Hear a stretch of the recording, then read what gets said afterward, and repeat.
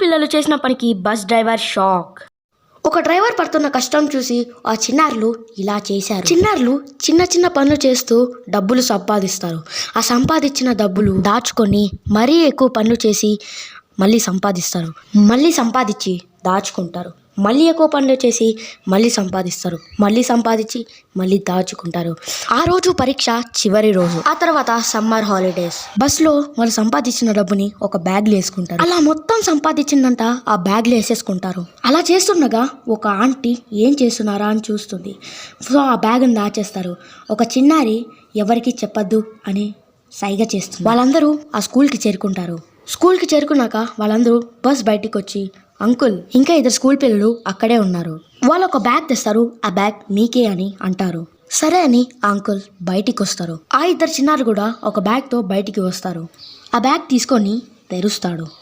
తెరిస్తే అందులో చాలా డబ్బులు ఉంటాయి. అది చూసిన అంకుల్ తను ఏడిచి పిల్లల్ని కౌగలిస్తాడు. 7/G.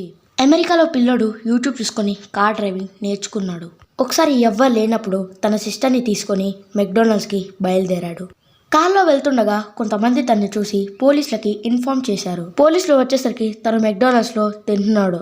పోలీసులు వాళ్ళ ఫాదర్కి కాల్ చేస్తారు. ఫాదర్ వాళ్ళని తీసుకెళ్తాడు. గైస్ ఇది అక్కడ కాబట్టి సరిపోయింది. ఒకవేళ పొరపాటున మన ఇండియాలో జరిగితే మన ఇండియన్ ఫాదర్స్